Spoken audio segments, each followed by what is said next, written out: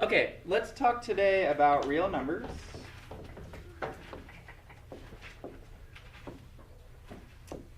And the number line. So remind me, we've already defined what a real number is. Anybody remember from lecture number 1 what a real number is? Take your time. Rational or irrational numbers? Yep, all of them together, right? Irrational and rational.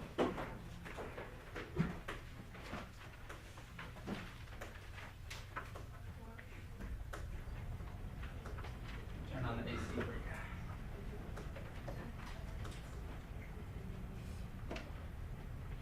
Okay, so the first thing I want to look at is just graphing some numbers on a number line. So let's say example 1, graph, and then we'll have some things to graph. So let's say we have to graph 3, negative 2.1, pi, square root of 4, 8, 100 divided by 9. All right, let's say we were asked to graph these on a number line. What would we do? Start with drawing a number line, where a 0 is in the middle, and then we can go off 1, 2, 3, 4, 5, and these arrows indicate that it continues on forever. And also on the negative side, negative 1, negative 2, negative 3, negative 4, on and on and on. Okay, hopefully I have enough to cover these, but if not, we might have to adjust a little bit. If you're asked to graph stuff on a number line, it's just to indicate where that number is on this real line. Okay, so for the first one, 3, that's really nice because 3 is actually right here, and I'll just put a nice little closed dot, and that indicates, there we go, I've graphed the number 3 on the number line. Okay.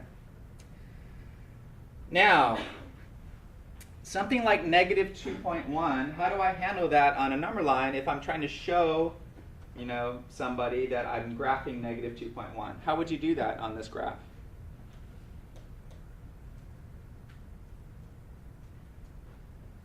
Don't put it right on the negative 2. Yeah, so you're going to put it a little bit to the left, right? Does everybody agree with that, first of all? A little bit to the left, but then if I just leave it like that, and I turn this into me, am I going to know that that is a negative 2.1? Does everybody see that that's kind of a problem? It could be a bunch of things, right? So for something that's a little off like that, you have to indicate by putting right above it that we're specifying this is negative 2.1, okay? What about something like pi? What is pi?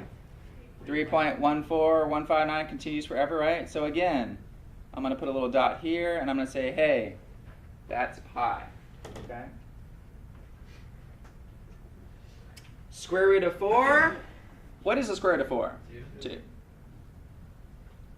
Okay, that one's really nice because it's right on. 8, well, I need to increase this guy a little bit.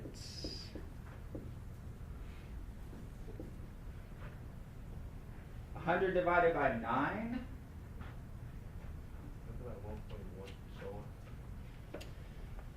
Well, yeah, let's do a quick reminder. How do I divide 100 into 9? 9 goes into 10. One time. 1 times 9 is 9. I subtract, right? 9 goes into 10 again. How many times? 1. 1 times 9 is 9. 9 goes into 10. 1 time. And this is going to keep continuing. Does everybody see that? So this is going to continue 11.1111 repeated. So again, I got to make my little number line a little bit bigger here. And it's a little bit bigger than 11, so I'm going to put a dot here, and then I'm going to write 11.11 repeated. Okay? So the first part of this section is just testing to see, do you understand how these numbers work? Do you understand how to write them down? And do you understand how to label them? Okay, those are the 3 things that you need to do. Identify where they are, and then specifically label those numbers. Okay? All right. Then they're going to also ask you for each of these numbers, what type of number is it? Is it an integer? Is it rational? Is it irrational? Is it a real number? Okay? Everybody with me on that? So let's label each of these. Let's start with 3. What type of numbers are definitions or fall under the heading for 3? Is 3 a counting number? Yes, it is. Which means it's a natural number, right? What else is 3? Is it a whole number? Yeah. Is 3 a rational number? 3 is the same as 3 over 1. Is 3 irrational? What is an irrational number? So again, those definitions we did in the first day of class, right? Irrational number, in decimal form, it doesn't repeat and it doesn't end, okay? So that is not a problem with 3. 3 just ends, it's itself, okay? And of course, it's also real. Let's do pi. What is pi? It doesn't repeat and it doesn't end, so it's what? Irrational. And of course, it's also real. Because the real numbers is all the rationals together with all the irrationals. Okay? What about 11.11 repeated? What type of number is that? Rational, and what else? It's also real, right? All of these numbers are real numbers, so you can get 50% correct just by putting real for all of them. But we need to know pi is irrational. 11.11 repeated is rational, right? It was originally 100 divided by 9. Any fraction of 2 integers is a rational number, okay? In decimal form, rational numbers repeat or they terminate. Questions on that? So, they'll have you graph these numbers, they'll have you identify them, locate them, and then also tell what sets of numbers these numbers belong in. Okay, so it's really important that you know all of those little definitions. Questions on that? Okay. Great. The next thing we want to talk about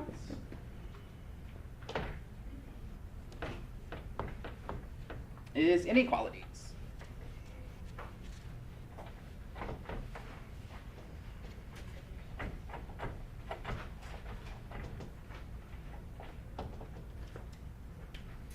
All right.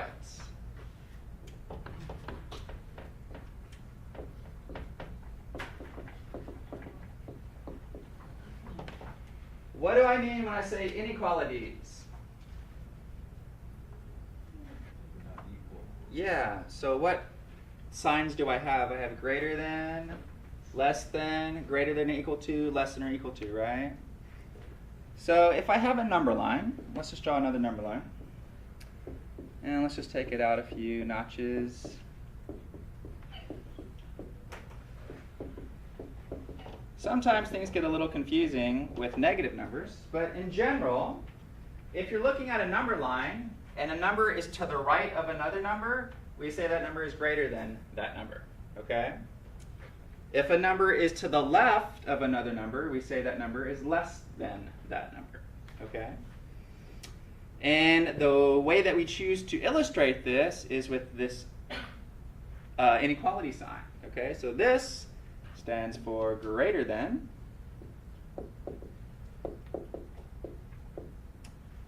And if I put a little equal sign underneath it, like that, that's greater than or equal to.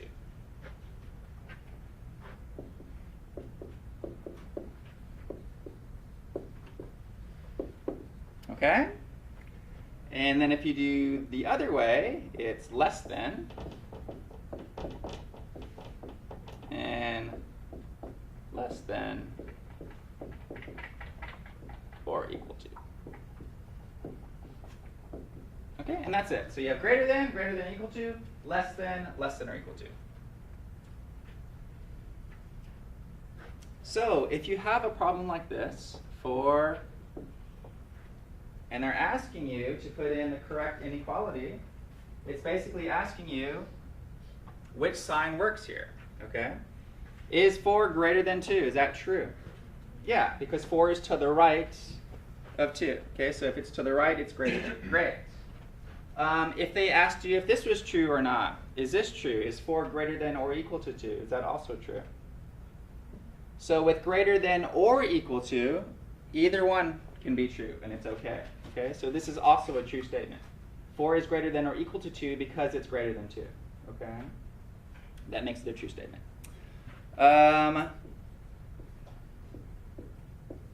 Is that a true statement? -2 less than or equal to 6. Yeah, -2 is less than 6, right? Because it's to the left of it, but it's also less than or equal to. Okay. What about, is 0 greater than or equal to 0? Is that true? Is 0 bigger than or equal to itself? Yes. So again, this or word's kind of tricky, so just be on the lookout. With or, if either one of them's true, then it's true. Okay. So then they'll just have some true or false statements, and then you guys have to figure out if it's true or false or not, and put it in the correct sign. Okay. All right, that is it for that section. Let's move on.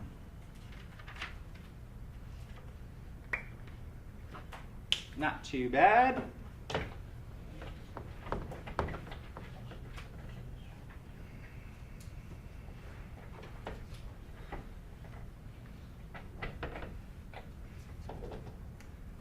Okay, next thing we want to talk about, adding and subtracting.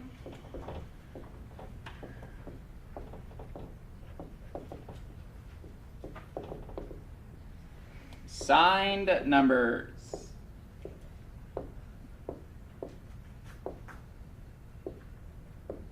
Adding and subtracting signed numbers.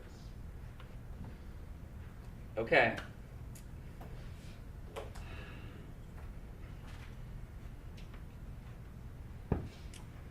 So let's do a couple of examples. If I just had something relatively easy, like 2 plus 3, they're both positive numbers. What's my answer to this? 2 plus 3. Positive 5. Okay. And how would you explain that to me? Well, I have 2 oranges, and I'm going to add 3 oranges to that, and now I have a total of 5 oranges, right? Is everybody something like that? Great. Now, sometimes the problem comes in if I say, okay, what about adding these numbers? 2 plus -3.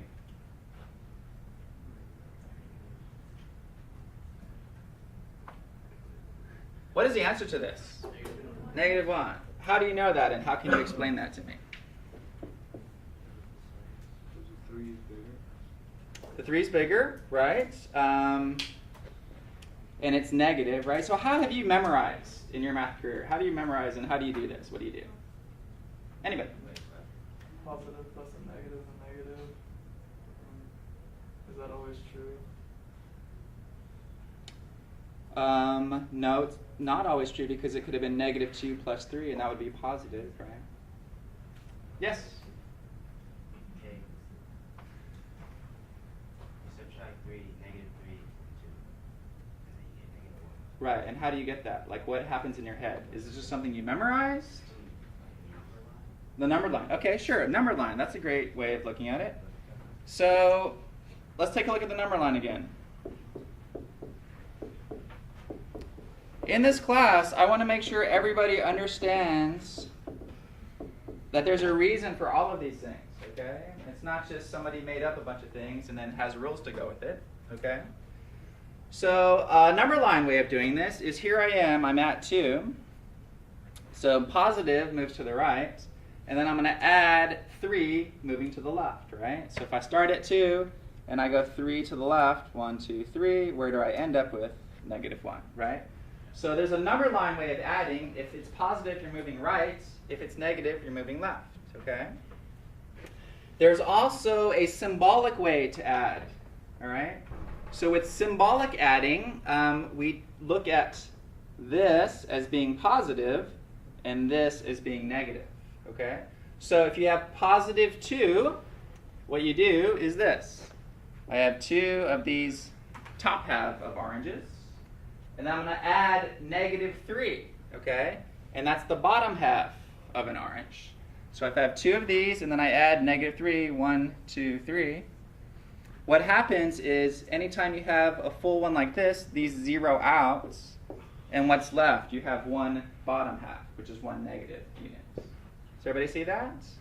So adding and subtracting signed numbers, you have 2 techniques really that we employ. Okay. Over time you've probably memorized these, but this is what you do. You look at a number line where you're moving positively to the right, or you're moving negatively to the left, or you're adding tops and bottoms. Okay, tops are positive, bottoms are negative. If you have them together, they zero out, and whatever's left is your answer. Okay, so those are our 2 techniques. Now,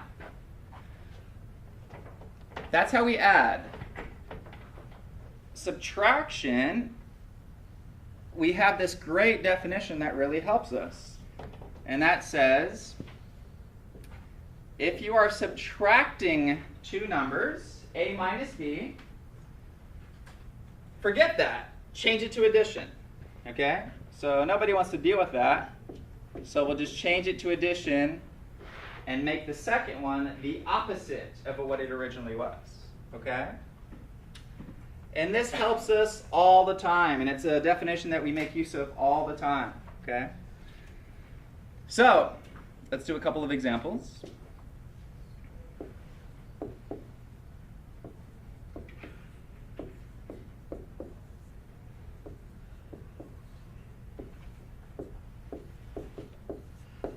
The first one, 2 minus 3.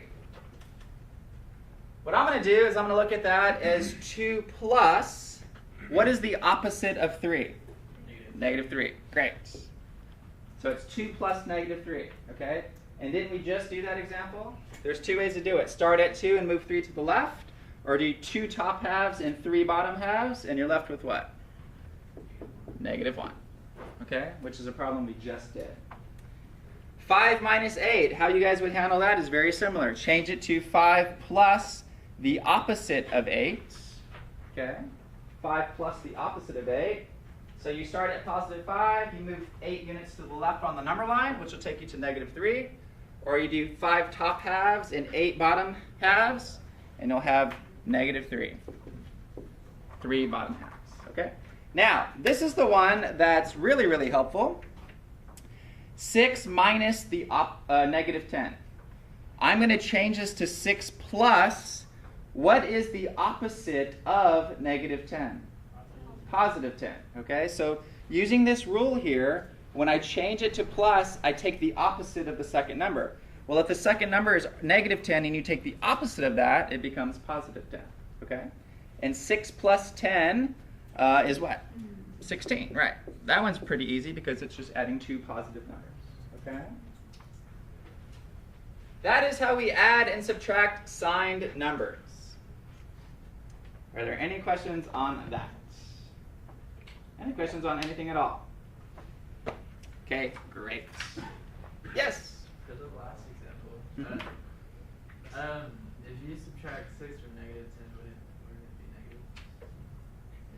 If you subtract 6 from negative 10, Or does yeah. it have to be negative 6 from negative 10? So what you just said is if I have negative 10 and I subtract 6, would that give me negative 16? And the answer is yes, because it's negative 10 plus negative 6. So you're 10 over, and then you go 6 more over. Okay? This original problem was 6 minus negative 10. And anytime we're doing subtraction, we change it to addition, and then you take the opposite of this. Okay. So if it was originally negative, it becomes positive. I was just... No, what you said is correct. Yeah. Okay.